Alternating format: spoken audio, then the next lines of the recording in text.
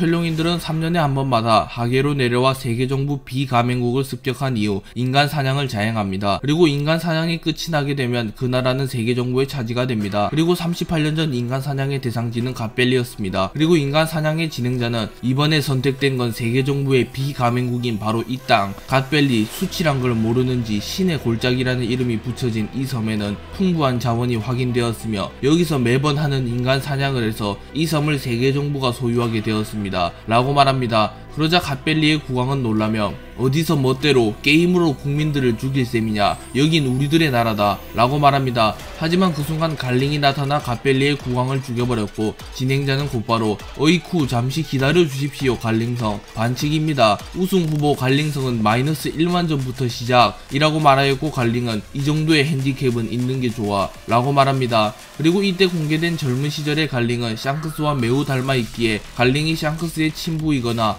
적어도 같은 가문일 가능성이 매우 커졌습니다. 티치는 록스와 공통점이 많은 인물이며 스스로를 록스의 재림이라고 부르며 록스의 의지를 이어받는 인물임을 암시하는 인물이기도 합니다. 록스와 티치는 세계의 왕이라는 공통된 목표를 가지고 있으며 목표를 이루기 위해서는 수단과 방법을 가리지 않는다는 공통점이 있습니다. 또한 록스의 적단 선내에서 살인이 끊이지 않았다면 티치는 흰수염 해적단 시절 직접 사치를 죽이고 어둠 열매를 강탈한 뒤 도주했다는 유사점이 있습니다. 또한 현재 티치가 본거지로 삼아서 머물고 있는 섬은 벌집으로 과거 록스의 전설이 시작된 곳이기도 합니다. 그리고 록스의 플레임이 록스디 지백인데 티치가 타고 다니는 함선의 이름도 샤벨 오브 지백입니다. 그렇기에 록스와 티치가 연관이 있는 것은 거의 확정이라고 볼 수 있습니다. 세터는 루피와의 대결 이후 쓰러진 키자루를 보며 너 치고는 일이 늦었구나 키자루 라고 말하며 키자루가 임무를 완수하지 못한 것은 이례적인 일이라고 말합니다. 그리고 키자루는 쓰러진 채로 죄송합니다, 뭐라 할 변명도 없습니다, 그리고 손가락 하나 까딱할 수도 없을 것 같군요 라고 말하며 더 이상 움직이기조차 힘들다고 말합니다. 그리고 세터는 루피를 보며 이유라면 알고 있다만 이라고 말하며 니카의 힘을 잘 알기에 키자루가 패배한 것에 대한 책임을 묻지는 않으며 납득하는 듯한 모습을 보입니다.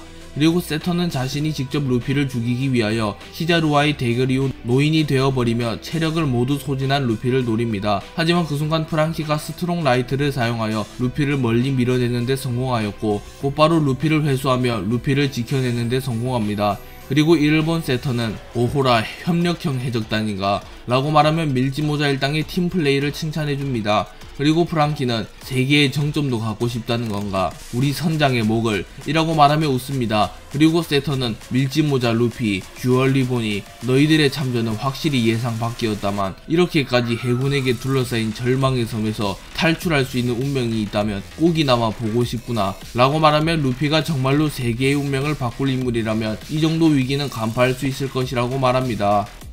루피가 훗날 해적왕이 되어 원피스를 손에 넣는 것은 사실상 확정입니다. 그리고 루피가 원피스를 찾는다고 해서 바로 원피스가 완결날 일이 없으며 루피는 곧바로 세계정부와의 전쟁을 준비하고 세계정부를 무너뜨려 자신의 세상을 만들고자 할 것입니다. 흰수염은 정상결전에서 사망하기 직전 세계정부는 언젠가 나타날 거대한 전쟁에 휘말릴 것을 두려워하고 있다. 로저의 의지를 잇는 자는 반드시 나타난다. 언젠간 세계의 운명을 걸고 세계정부에게 전쟁을 걸어올 인물이 등장할 것이다. 원피스는 실제로 있다 라고 유언을 하였고 현재로선 흰수염이 말한 인물이 루피일 것으로 보입니다. 그리고 로저 역시 어인섬을 찾았을 당시 시라우시가 10년 후에 태어난다는 것을 깨닫고 자신은 세상을 바꿀 운명이 아니라는 것을 깨달았으며 훗날 자신의 의지를 이어받아 세계정부를 무너뜨리고 새로운 세상을 만들어낼 조이보이를 위하여 자신의 목숨을 희생하여 대해적 시대를 개막하는 모습을 보여주었습니다.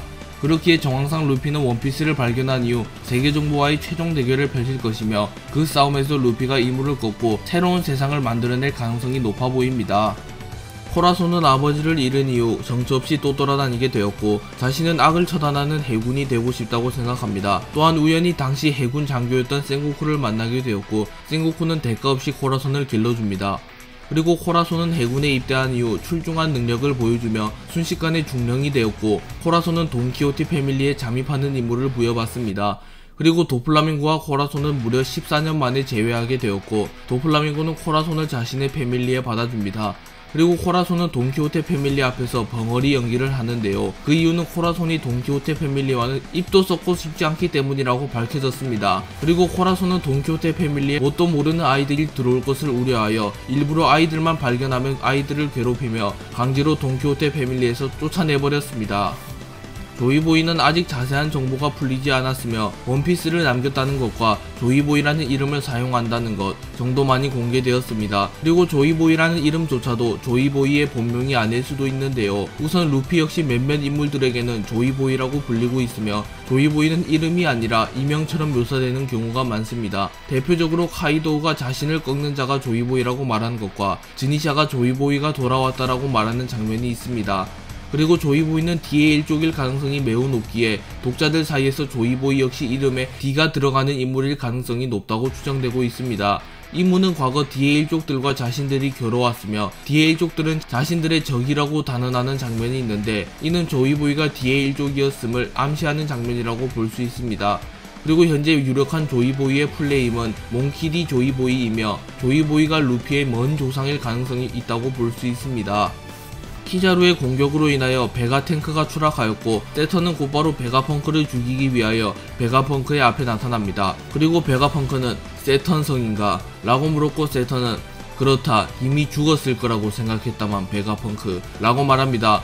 그리고 본인은 세턴을 보며 매우 분노하며 세턴이 베가펑크에게 쿠마를 자아 없는 사륙병기라고 만들라고 명령한 것을 떠올립니다. 그리고 복수심에 불탄 본인은 곧바로 칼을 뽑아들며 세턴을 공격합니다. 그러나 세턴은 거의 충격을 받지 않은 듯한 모습을 보였고 본인은 눈물을 흘리고 있기에 사실상 본인의 일격이 통했다고 보기는 어렵습니다.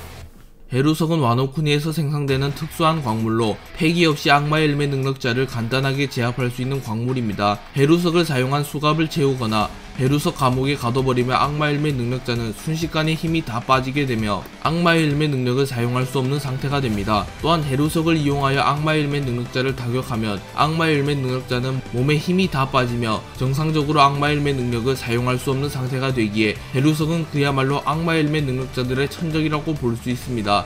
그리고 헤루석은 최소 다이아몬드에 비견되는 단단한 광물이기에 비능력자도 헤루석을 부숴버리는 것도 매우 힘든 일입니다.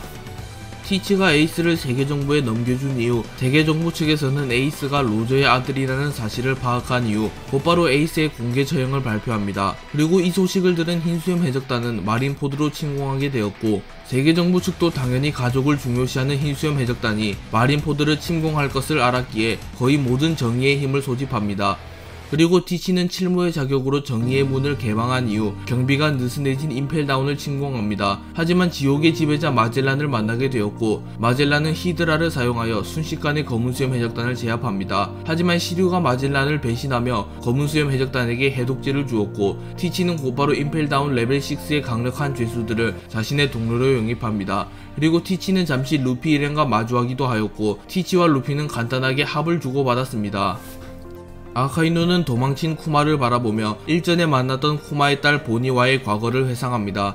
그리고 아카이누는 보니에게 네가 아무리 지져본들 쿠마의 자는 돌아오지 않는다. 놈은 스스로 자원한 거다. 전투병기가 되기 위해서 말이다. 라고 말했고 보니는 현실 부정을 하며 거짓말, 그 사람이 그런 일에 지원했을 리가 없어. 나를 두고 떠날 리가 없다고 라고 말합니다. 그리고 천룡인들은 쿠마를 놓친 아카이누를 보며 잠깐 쿠마는 어디 갔냐이? 설마 놓친 거냐이? 그러고도 해군 원수냐이? 라고 소리치며 아카이누를 꾸짖습니다. 하지만 아카이누는 천룡인들의 말을 들은 채도 하지 않으며 도망친 쿠마를 떠올리며 너는 이제 인형일 뿐이다. 의지와 자아를 포함한 모든 것을 잃은 인형. 그런 녀석이 향하는 목적지는 대체 어디지? 라고 말합니다. 그리고 이 상황이 아카이누의 상황과도 유사하기에 어쩌면 아카이누가 쿠마를 보며 한 말이 자신의 신세를 한탄하는 말이라고도 볼 수 있습니다. 그렇게 이를 기점으로 해군에 무언가 변화가 일어날 수도 있습니다.